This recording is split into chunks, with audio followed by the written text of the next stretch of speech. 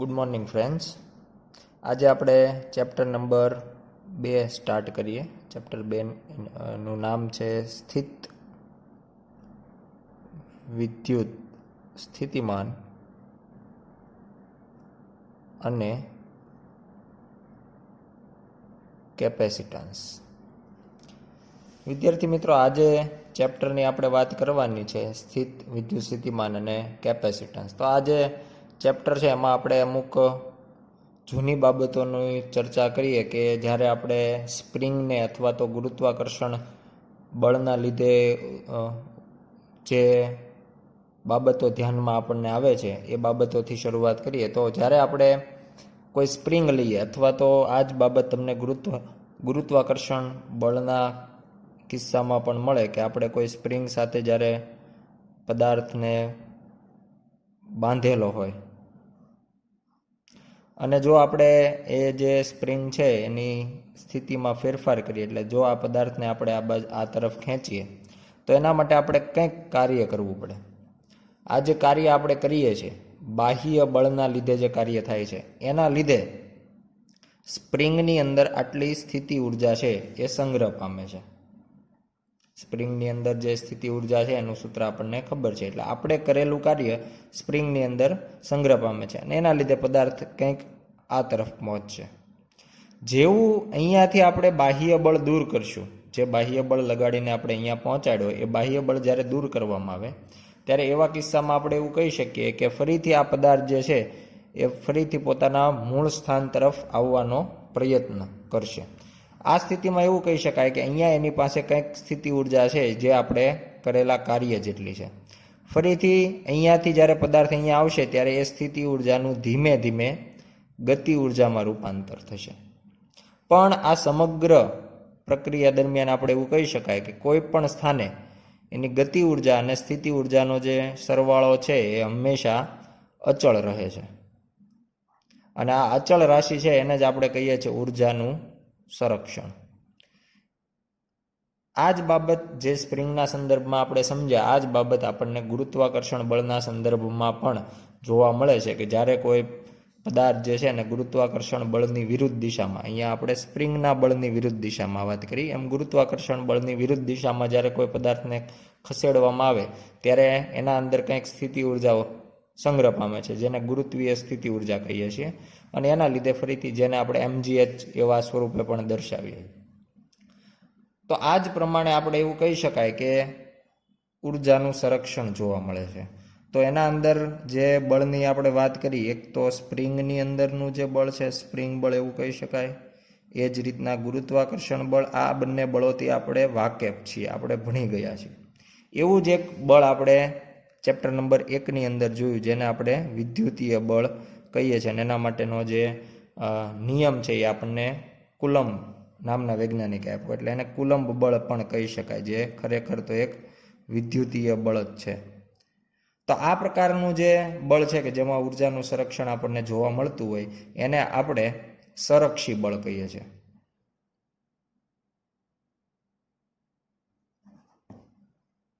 તો આ સંરક્ષી બળ જે છે એના અંદર આ પ્રમાણે ઉર્જાનું સંરક્ષણ જોવા મળતું હોય છે.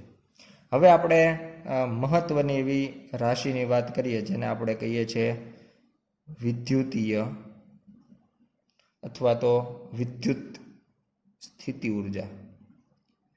જે પ્રમાણે સ્પ્રિંગની અંદર ગુરુત્વાકર્ષણ બળની અંદર આ બધા બળને લીધે વિરુદ્ધમાં કાર્ય કરીને જે ઉર્જા મેળવીએ છીએ એ જ પ્રમાણે આપણે વિદ્યુત ભારની અંદર પણ આવી સ્થિતિ ઉર્જા છે એ મેળવી શકાય. તો આપણે વાત કરીએ વિદ્યુતીય સ્થિતિ ઉર્જાની.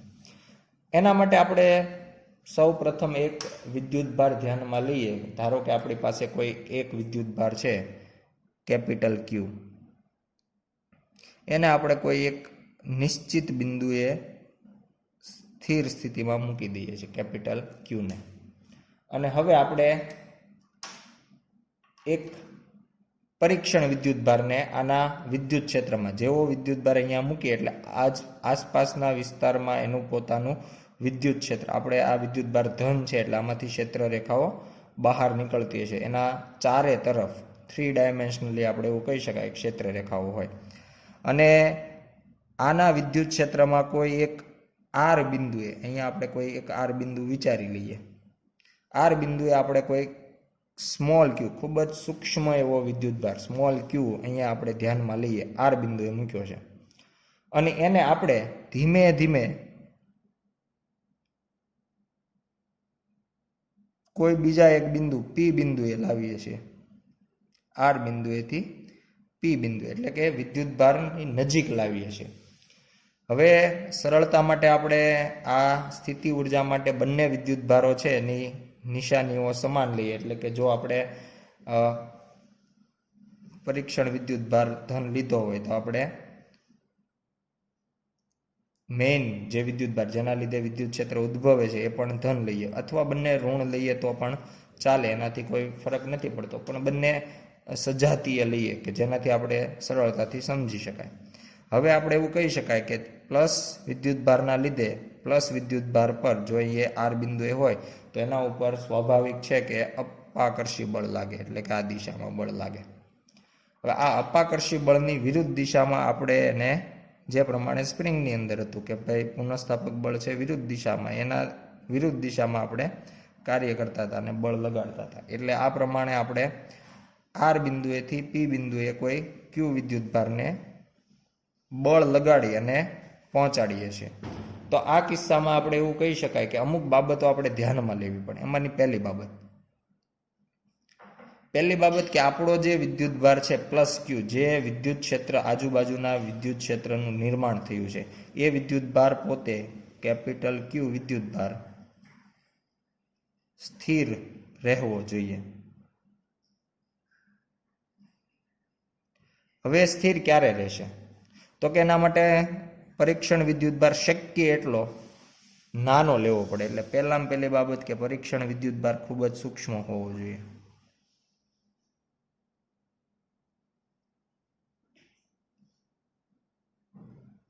કે જેનાથી જ્યારે આને નજીક લાવવામાં આવે ત્યારે આ વિદ્યુતભાર પણ બીજા વિદ્યુતભાર પર બળ લગાડશે, પણ એટલું બધું મોટું નહીં હોય, કારણ કે વિદ્યુતભાર નાનો છે. એટલે કુલમના બળના સૂત્રમાં જે ક્યુ આવશે એના સૂક્ષ્મ હોવાના કારણે બળ પણ સૂક્ષ્મ લાગે, જેનાથી આ વિદ્યુતભાર પોતાની જગ્યાએ સ્થિર રહેશે. અથવા તો એવું કહી શકાય કે આપણે આના ઉપર કોઈક એવું અજ્ઞાત બળ લાગે છે કે જે એને જકડી રાખે છે અને પોતાની જગ્યા છોડવા દેતું નથી. બેમાંથી કોઈ પણ એક બાબત છે અહીંયા આપણે ધ્યાનમાં લેવાની છે કે એક તો પરીક્ષણ વિદ્યુતભાર ખૂબ જ સૂક્ષ્મ હોય તો પણ એ સ્થિર રહેશે, અથવા તો એ કોઈ અજ્ઞાત બળથી જકડાયેલો હોય તો પણ એ પોતાનું સ્થાન છોડશે નહીં. બીજી બાબતમાં આપણે એવું કહી શકીએ કે આપણો જે વિદ્યુતભાર ક્યુ છે એના ઉપર જે બળ લાગે છે વિદ્યુતીય બળ, એ વિદ્યુતીય બળ જેટલું જ આપણું બાહ્ય બળ હોવું જોઈએ. એટલે બાહ્ય બળ અને વિદ્યુતીય બળ સમાન. બાહ્ય બળને જો આપણે એફ એક્સટર્નલ એવું નામ આપતા હોય તો F external is equal to f electric. વિદ્યુતીય બળ અને બાહ્ય બળ બંને સમાન મૂલ્યના છે, પણ બંનેની દિશા વિરુદ્ધ છે. ધન વિદ્યુતભાર બીજા ધન વિદ્યુતભાર પર પોતાનાથી વિરુદ્ધ દિશામાં બળ લગાડશે, અને આપણે આર બિંદુથી પી બિંદુ લઈ જઈએ. એટલે જો બંને બળ સમાન હોય તો આપણો પ્રયત્ન એવો છે કે આપણે અચળ ઝડપે વિદ્યુતભારને આર બિંદુએથી પી બિંદુએ લાવીએ. અચળ ઝડપે એટલે કે એનો પ્રવેગ છે આ દરમિયાન શૂન્ય હશે, બળ શૂન્ય હોય. પરિણામી બળ બંને બળ સમાન મૂલ્યના પરસ્પર વિરુદ્ધ દિશામાં, એટલે પરિણામી બળ શૂન્ય થાય, એના લીધે પ્રવેગ શૂન્ય થાય, અને પ્રવેગ શૂન્ય હોય તો આપણે કહી શકાય કે એની ઝડપ અચળ છે. એટલે અચળ ઝડપે આપણે આ ક્યુ વિદ્યુતભારને આર બિંદુએથી પી બિંદુ લાવવા માટે પ્રયત્ન કરીએ છીએ. તો આવા કિસ્સામાં આપણે એવું કહી શકીએ કે આ જે આર બિંદુએથી આપણે પી બિંદુ લાવીએ છીએ તે આપણા દ્વારા થતું કાર્ય અને આ વિદ્યુતભાર દ્વારા થતું કાર્ય એ બંને સમાન મૂલ્યના હશે, પરંતુ એકબીજાથી દિશા વિરુદ્ધ હોવાના કારણે કાર્ય છે એકનું ધન અને બીજાનું ઋણ મળશે. તો એના માટે આપણે આ પ્રમાણે એવું લખી શકીએ કે બાહ્ય બળ વડે થતું કાર્ય, બાહ્ય બળ વડે થતું કાર્ય બરાબર માઇનસ વિદ્યુતીય બળ વડે થતું કાર્ય. એટલે બંને કાર્યના જો ખાલી મૂલ્ય ધ્યાનમાં લઈએ તો મૂલ્ય તો બંનેના સરખા જ છે, પરંતુ અહીંયા ઋણની નિશાની જે છે એ બંને બળ વિરુદ્ધ દિશામાં હોવાના કારણે આવે છે. એટલે આ પ્રમાણે આપણે બંને કાર્ય માટે આ રીતે લખી શકાય. હવે જો આપણે કોઈ પણ સમયે આ ધન વિદ્યુતભાર જે આપણે કેપિટલ ક્યુ લીધો છે અને આપણા જે બે બિંદુઓ હતા આર અને પી, તો એમાં અહીંયાથી જ્યારે આપણે લાવવાનું શરૂઆત કરીએ અને પી બિંદુ સુધી આ વિદ્યુતભાર પહોંચાડીએ, એમાં એક વખત એ પી બિંદુ સુધી આવી જાય એટલે એને પોતાને કંઈક આપણે જે કાર્ય કર્યું છે એના લીધે વિદ્યુતભાર પાસે કંઈક ઉર્જા આવશે, જેને આપણે યુ વડે દર્શાવી શકાય. હવે જો આપણે પી બિંદુએથી આ બળ દૂર કરીએ, જેવું આપણું બાહ્ય બળ દૂર થાય, બાહ્ય બળ દૂર કરતા તરત જ ક્યુ વિદ્યુતભાર છે એના ઉપર માત્ર એક જ બળ હાજર રહેશે. કયું? તો કે વિદ્યુતીય. એટલે આ વિદ્યુતીય બળની અસરથી આર બિંદુ તરફ ગતિ કરશે. અને આ ગતિ માટે આપણે એવું કહીએ છીએ કે આ જે સ્થિતિ ઉર્જા આપણે કાર્ય કરી અને એને આપી છે એ ફરીથી એ ગતિમાં રૂપાંતર કરશે અને ફરીથી આપણે યુ પ્લસ કે બરાબર અચળ એવું લખી શકાય. એટલે કોઈ પણ બિંદુએ એની જે કુલ ઉર્જા છે એ હંમેશા અચળ છે. એટલે આપણે ઉર્જા સંરક્ષણની બાબત આના અંદર પણ કહી શકાય. એટલે જેવું આપણે પી બિંદુએથી વિદ્યુતભાર મૂકી દઈએ તો ફરીથી એ આર તરફ ગતિ કરવાનો હોય એટલે સ્થિતિ ઉર્જાનું ગતિ ઉર્જામાં રૂપાંતર થાય. એટલે કે સ્થિતિ ઉર્જા છે એ ઘટવાનું ચાલુ થાય, ગતિ ઉર્જા છે એ વધવાનું ચાલુ થાય, પણ બંનેનો સરવાળો છે એ હંમેશા અચળ રહેશે. તો આ દરમિયાન જો આપણે એવું કહેવું હોય કે ક્યુને આરથી પી બિંદુએ લાવવા માટે બાહ્ય બળ વડે થતું કાર્ય, અને એના માટે જો આપણે એને સંજ્ઞા આપીએ ડબલ્યુ આર પી, આપણે આરથી પી બિંદુએ લાવ્યા છે એટલે એના માટે ડબલ્યુને સંજ્ઞા આપી આરથી પી, તો એના માટે આપણે એવું કહી શકીએ ઇન્ટિગ્રેશન આરથી પી બિંદુ એફ, આપણે બાહ્ય બળની વાત કરીએ છીએ એટલે આપણે બાહ્ય બળ લઈશું એફ એક્સટર્નલ ડોટ ડીઆર. આપણે એવી વાત કરીએ છીએ કે ધીમે ધીમે આપણે એને સૂક્ષ્મ સ્થાનાંતર આપતા જઈએ અને છેક આર બિંદુએથી પી બિંદુએ પહોંચાડીએ. તો એ દરમિયાન આપણને દર વખતે નાનું નાનું કાર્ય મળે અને બધાનો સરવાળો કરીએ તો કુલ કાર્ય મળે. અને જો આ માર્ગ સતત હોય તો આવા સરવાળાને આપણે સીધું જ સંકલન સ્વરૂપે લખી શકાય. એટલે એફ એક્સટર્નલ ડોટ ડીઆર, એટલે આપણે મૂળ સૂત્ર ડબલ્યુ બરાબર એફ ઇન્ટુ ડીએક્સ સૂત્ર વાપરી અને આવું સમીકરણ લખી શકાય. આને બીજા સ્વરૂપે લખી શકાય કે આપણને ખબર છે કે આ જે એફ એક્સટર્નલ છે એના જગ્યાએ જો આપણે વિદ્યુતીય બળની સંજ્ઞા વાપરીએ તો આના કરતાં વિરુદ્ધ દિશામાં છે. એટલે ઇન્ટિગ્રેશન આરથી પી માઇનસ એફ ઈ, એક્સટર્નલ ફોર્સની જગ્યાએ જો વિદ્યુતીય બળ વાપરવું હોય તો એ માઇનસ એફ ઈ એવું વાપરવું પડે ઇન્ટુ ડોટ ડીઆર. એટલે આ બંનેના જવાબ જે છે એ સરખા જ આવવાના છે.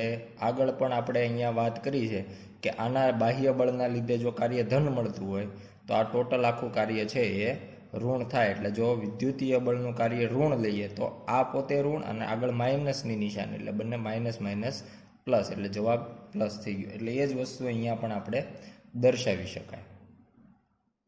આપણે જે કાર્ય કર્યું છે પી બિંદુએ રહેલા ક્યુ વિદ્યુતભારની સ્થિતિ ઉર્જા દર્શાવે છે. એટલે આપણે કરેલું કાર્ય જ ખરેખર તો ત્યાંની સ્થિતિ ઉર્જા કહેવાય.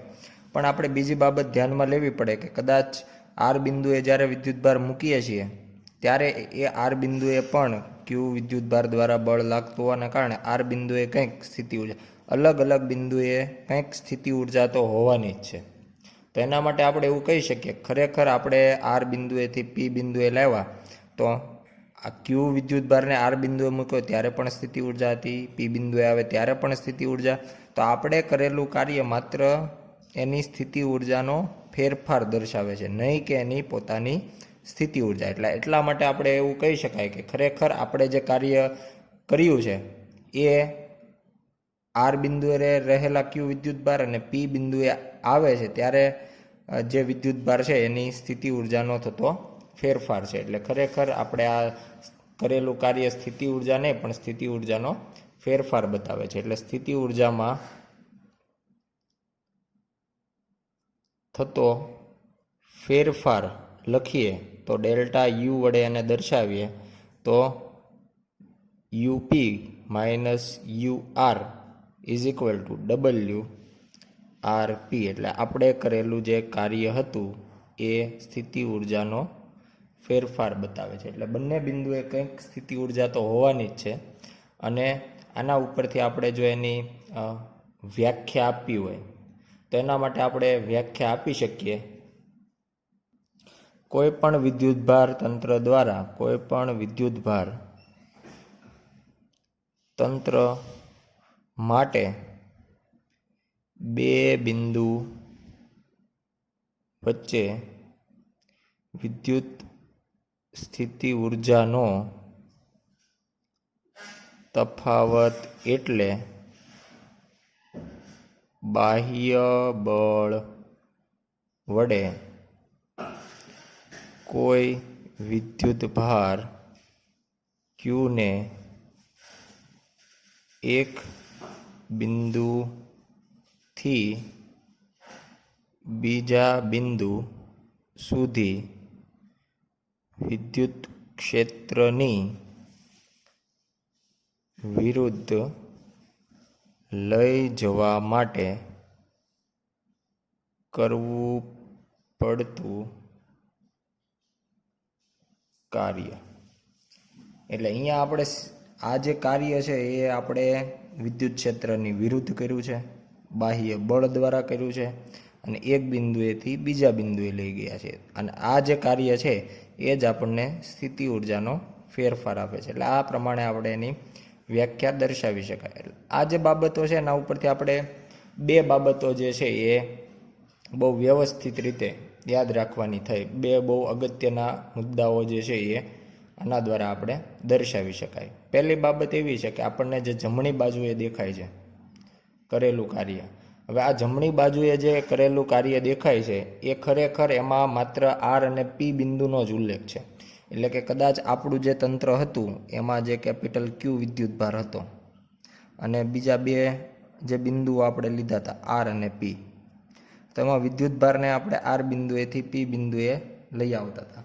કદાચ જો આ માર્ગે ન લાવવાના બદલે, સીધા માર્ગે ન લાવવાના બદલે જો આપણે એને ગતિ કરાવી અને આવા કોઈ માર્ગે લઈને આવીએ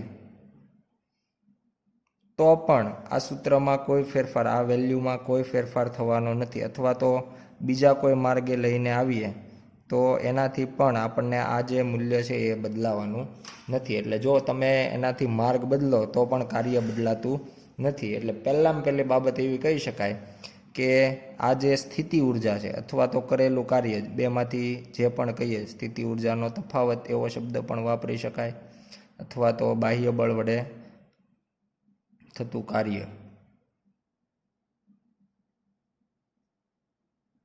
બેમાંથી જે પણ કહીએ તો આ બંનેમાં આપણે એવું કહી શકાય કે એ માર્ગથી સ્વતંત્ર છે. માર્ગથી સ્વતંત્ર તો કોના ઉપર આધારિત? તો કે માત્ર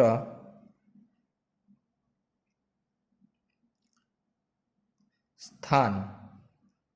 કયા સ્થાન? તો કે બે સ્થાન, પ્રારંભિક સ્થાન અને અંતિમ સ્થાન. ક્યાંથી વિદ્યુતભારને ક્યાં સુધી લઈ જવામાં આવે છે એ જે બે બિંદુઓ છે, બે સ્થાન છે, એના ઉપર, કારણ કે આપણું જે સંકલન દ્વારા કાર્ય મેળવીએ છીએ, સંકલનમાં એના બે બિંદુનો ઉલ્લેખ છે.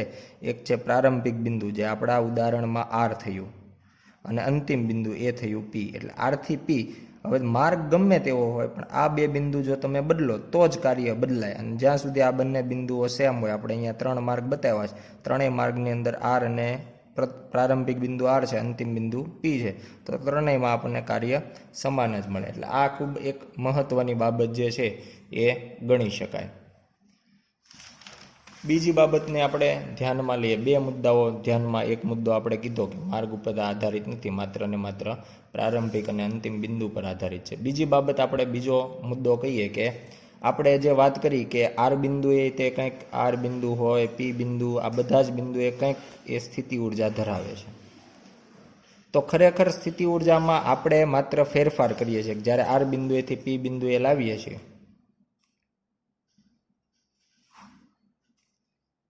આપણું આર બિંદુ, આપણું પી બિંદુ, આપણે આર બિંદુએથી પી બિંદુ સુધી આપણો વિદ્યુતભાર લઈ આવ્યા, તો એના લીધે સ્થિતિ ઉર્જામાં ફેરફાર થયો. આર બિંદુએ આપણે કંઈક સ્થિતિ ઉર્જા હતી પણ ધ્યાનમાં ન લીધી, અને પી બિંદુએ આપણે કરેલું કાર્ય છે એટલો ફેરફાર થયો. આ કિસ્સામાં આપણે કહીશું કે વધારો થયો. તો એ પ્રમાણે આપણે ગણીએ તો ખરેખર તો આપણને સ્થિતિ ઉર્જાનો ફેરફાર જ મળે છે. એટલે આપણે જે લખ્યું છે કે U delta U is equal to U P minus U R W R P. આ સમીકરણમાં યુપી એટલે પી બિંદુની કંઈક સ્થિતિ ઉર્જા, યુ આર એટલે કે આર બિંદુની સ્થિતિ ઉર્જા. હવે આના અંદર આપણે કોઈક એક યાદચ્છિક રીતે અચળાંક ઉમેરી દઈએ તો પણ એનાથી કોઈ ફેરફાર થતો નથી. ધારો કે ઉદાહરણ સ્વરૂપે લઈએ કે આર બિંદુએ સ્થિતિ ઉર્જા યુ આરની જગ્યાએ કંઈક યુ આર પ્લસ આલ્ફા આપણે ધારી લઈએ છીએ.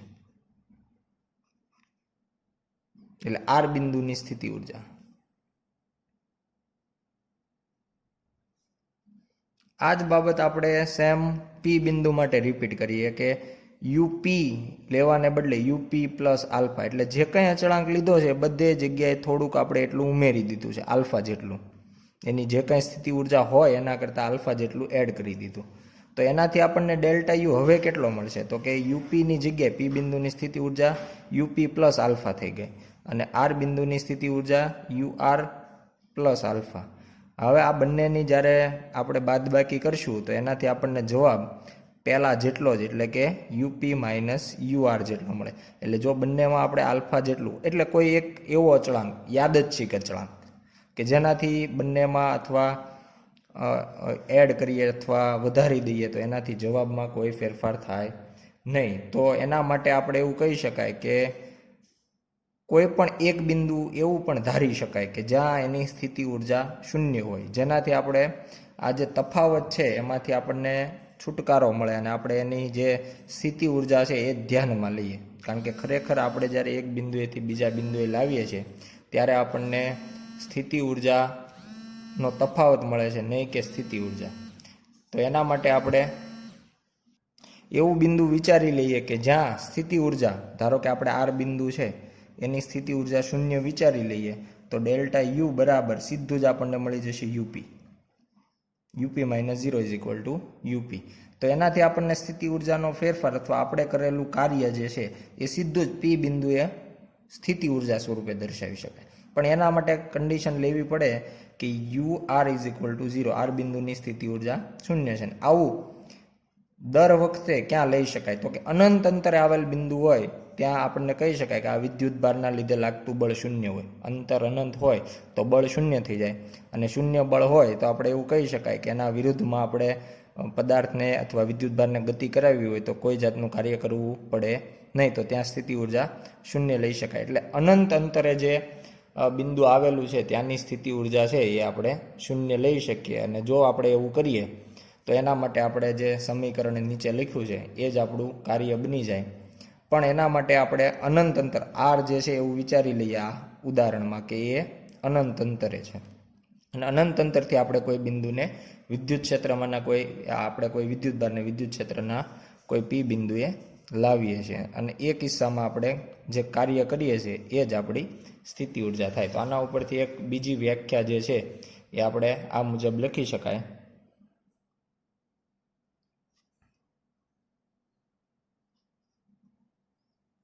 કોઈ વિદ્યુતભાર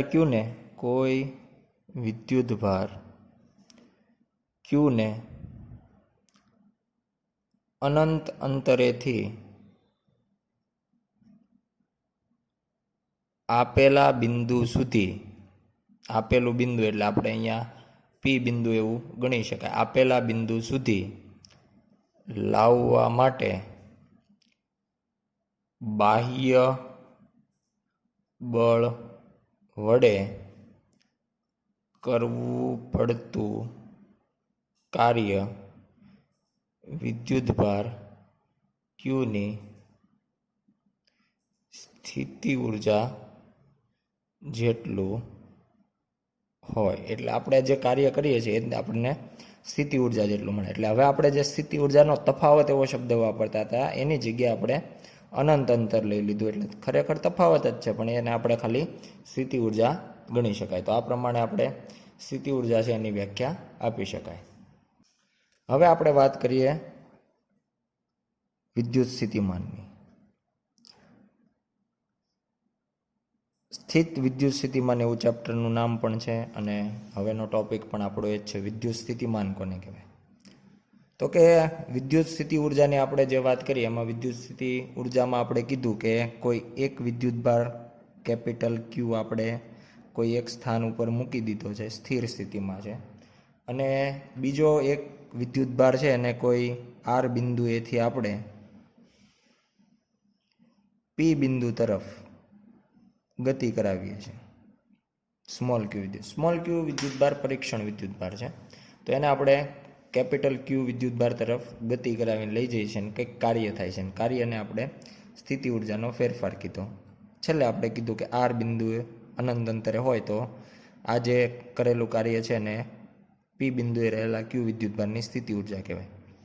ખરેખર આપણે એવું પણ કહી શકીએ કે આ ક્યુ વિદ્યુતભાર દ્વારા સ્મોલ ક્યુ વિદ્યુતભાર પર બળ લાગે છે. એટલે એ બળ જે છે એ આપણે કહી શકાય ક્યુ ઈ જેટલું લાગે, અને બળ ઉપરથી જ આપણને કાર્ય મળે છે. એટલે કાર્ય માટે આપણે કહી શકાય કે આ જે કાર્ય થાય છે અથવા તો જે સ્થિતિ ઉર્જા છે એ સ્થિતિ ઉર્જામાં બંને બાબતો આવશે, એક ક્યુ પણ આવશે અને ઈ પણ આવશે. કારણ કે સ્થિતિ ઉર્જા અથવા તો કાર્યની અંદર બળ આવે, બળની અંદર ક્યુ અને ઈ બંને રાશિઓ છે. એટલે કરેલા કાર્ય અથવા તો સ્થિતિ ઉર્જામાં પણ ક્યુ અને ઈ બંને આવશે. જ્યાં સ્મોલ ક્યુ છે એ પરીક્ષણ વિદ્યુતભારનું મૂલ્ય છે, જ્યારે કેપિટલ ઈ જે છે એ આપણને વિદ્યુત ક્ષેત્રનું મૂલ્ય છે. કોનું વિદ્યુત ક્ષેત્ર? તો કે કેપિટલ ક્યુ.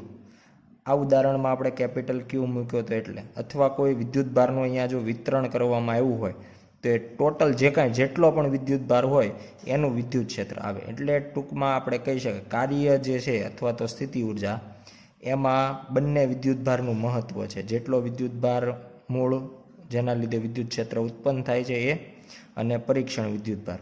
પણ આપણે કોઈ એવી રાશિ મેળવવી છે કે જે માત્ર અહીંયાનો જે વિદ્યુતભારનું વિતરણ છે અથવા તો પહેલેથી આપણે જે વિદ્યુતભાર મૂક્યો છે માત્ર એના ઉપર જ આધારિત હોય, આપણા પરીક્ષણ વિદ્યુતભાર પર આધારિત ન હોય. તો એના માટે આપણે શું કરી શકીએ? તો કે આ જે કાર્ય આપણને મળ્યું છે ડબલ્યુ, એનો જો આપણે સ્મોલ ક્યુ વડે ભાગાકાર કરી નાખીએ તો આ જે રાશિ આપણને મળે, નવી રાશિ, એ એવું કહી શકાય કે પરીક્ષણ વિદ્યુતભાર થી સ્વતંત્ર મળે. પરીક્ષણ વિદ્યુતભાર પર આધારિત હશે નહીં, કારણ કે ડબલ્યુની અંદર ક્યુ આવવાનું જ છે. એટલે આની અંદર ક્યુ હોય અને એનો ભાગાકાર પરીક્ષણ વિદ્યુતભાર સાથે કરીએ તો ક્યુ કેન્સલ થઈ જાય. એટલે જે જવાબ આવશે એ પરીક્ષણ વિદ્યુતભારથી સ્વતંત્ર હોય. તો માત્ર કોના ઉપર આધારિત હોય? અહીંયા જે વિદ્યુતભારનું વિતરણ થયું હશે અથવા જે વિદ્યુતભાર મૂક્યો હશે જેનું પોતાનું વિદ્યુત ક્ષેત્ર હશે એનું જ. અને આ જ બાબત જે છે એ આપણને વિદ્યુત સ્થિતિમાન તરફ દોરી જાય છે. આ વિદ્યુત સ્થિતિમાન એટલે જે વિદ્યુતભારનું વિતરણ કર્યું છે અથવા જે વિદ્યુતભાર મૂકવામાં આવ્યો છે એની સાથે સંકળાયેલી લાક્ષણિકતા, એ વિદ્યુત ક્ષેત્રની લાક્ષણિકતા દર્શાવે છે. એટલે વિદ્યુતભારને જ્યારે આપણે ક્યુ વિદ્યુતભારને આરથી પી લઈ જવા કરવું પડતું જે કાર્ય હતું, જેને આપણે ડબલ્યુ આર પી એવું નામ આપ્યું હતું, એનો આપણે જે સૂત્ર લખીએ તો ઇન્ટિગ્રેશન આરથી P F external dot D R, આ જે સમીકરણ હતું અને એનો છેલ્લે આપણે જે જવાબ લખ્યો કે you P minus U R, તો આ પ્રમાણે આપણને આનો જે જવાબ મળતો હતો એના ઉપરથી જ હવે આગળ વધીએ અને સ્થિતિમાન વિશે આગળ લખીએ. તો સ્થિતિમાન આપણે લખી શકાય W R P divide by Q. એટલે કે UP minus UR divide by Q. આ જે રાશિ છે એને જ આપણે સ્થિતિમાન, પણ ખરેખર આ બે સ્થિતિ ઉર્જાની બાદબાકી છે. એટલે આપણું કાર્ય સ્થિતિ ઉર્જાની બાદબાકી અથવા સ્થિતિ ઉર્જાનો તફાવત મળતો હતો.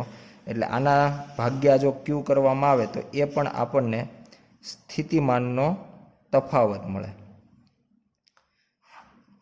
જેવી રીતે આપણે કહેતા હતા ખરેખર સ્થિતિ ઉર્જાની કોઈ મહત્ત્વ નથી, પણ અનંત અંતરે બિંદુ લઈ લીધું હોય તો સ્થિતિ ઉર્જાનો જે તફાવત હોય એને સ્થિતિ ઉર્જા ગણી શકાય. એ જ પ્રમાણે સ્થિતિમાન માટે, વિદ્યુત સ્થિતિમાન માટે પણ એ જ બાબત, કારણ કે એ સ્થિતિ ઉર્જા ઉપરથી જ આપણને મળે. એટલે સ્થિતિ ઉર્જાની જે લાક્ષણિકતાઓ હોય એ જ બધી સ્થિતિમાન માટે પણ લાગુ પાડી શકાય. તો આવા કિસ્સામાં આપણે એવું કહી શકાય કે UP minus UR by Q આ જે છે એ આપણને ખરેખર શું આપશે તો કે સ્થિતિમાનનો તફાવત. પણ જો આપણે આર બિંદુ અનંત અંતરે લીધું હોય તો યુપી બાય ક્યુ અને આને આપણે પી બિંદુનું સ્થિતિમાન એવું કહી શકાય. આના માટે આપણે એક ખૂબ જ સરળ બાબત ધ્યાનમાં લઈ શકાય કે છેદમાં ક્યુ છે એટલે અહીંયા આપણે જે પરીક્ષણ વિદ્યુતભાર લીધો છે, એકમ વિદ્યુતભાર લીધો છે એવું ગણીએ તો એકમ ધન વિદ્યુતભારને અનંત અંતરેથી બાહ્ય બળની અસર હેઠળ લાવવા માટે થતું કાર્ય બરાબર તે બિંદુએ વિદ્યુત સ્થિતિમાન. આપણે જ્યારે કોઈ અનંત અંતરેથી પી બિંદુએ કોઈ એકમ ધન વિદ્યુતભારને લાવીએ તો બાહ્ય બળ વડે જે કાર્ય થતું હોય તેને પી બિંદુ, જે તે બિંદુ એટલે કે જે બિંદુ છેલ્લે આપણે લાવ્યા હોય તે બિંદુનું સ્થિતિમાન કહેવાય. પણ મહત્વનું છે એકમ ધન વિદ્યુત, પરીક્ષણ વિદ્યુતભાર એકમ હોવો જોઈએ અને એના માટે જે કાર્ય છે એ જ આપણને તે બિંદુનું સ્થિતિમાન આપે છે. બીજી બાબત, જે પ્રમાણે સ્થિતિ ઉર્જા જે છે એ ક્યુ પર આધારિત હોય છે, પણ સ્થિતિમાન છે એમાં આપણે સૂત્રમાં જ ક્યુ વડે ભાગાકાર કરતો હોવાથી સ્થિતિમાન ક્યુ ઉપર આધારિત હોતું નથી. તેમ છતાં આ ક્યુ માટે આપણે એવું બાબત દર્શાવવી પડે કે ક્યુ વિદ્યુતભાર છે એનું મૂલ્ય શક્ય એટલું સૂક્ષ્મ લેવું. એટલે એક બાબત આપણે એવી ધ્યાનમાં લાવવી પડે કે ક્યુનું મૂલ્ય શક્ય એટલું સૂક્ષ્મ હોવું જોઈએ. પણ એકમ ધન વિદ્યુતભાર લેવાની પણ આપણે વાત કરી સ્થિતિમાનમાં, એટલે એ બાબત પણ આપણે ધ્યાનમાં લેવી પડે. આ માત્ર એટલા માટે દર્શાવીએ છીએ કે જેનાથી જે સ્થિર વિદ્યુત ભારનું વિતરણ છે એ ગતિ કરી અથવા એના ઉપર વધારે પડતું બળ લાગે ને પોતાનું સ્થાન છોડી દે તો સ્થિતિમાન જે છે એ મળતું નથી. બીજી બાબત કે કોઈ પણ બિંદુએ આપણે જ્યારે બાહ્ય બળની વાત કરીશું તો જે આપણો કેપિટલ ક્યુ વિદ્યુતભાર છે અને કોઈ આર બિંદુથી આપણે પી બિંદુએ જે વિદ્યુતભાર ક્યુને લાવીએ છીએ તો એ દર્શાવે છે કે બાહ્ય બળ જે છે, બાહ્ય બળ આપણે આ તરફનું છે અને કોઈ પણ બિંદુએ જે એના ઉપર વિદ્યુતીય બળ લાગવાનું છે એ કોઈ પણ બિંદુએ એના કરતાં વિરુદ્ધ જ હોવાનું છે. એટલે બાહ્ય બળ અને જે વિદ્યુતીય બળ છે એ હંમેશા પરસ્પર વિરુદ્ધ હોવાના છે. તો આજે અહીંયા સુધી રાખીએ. આભાર.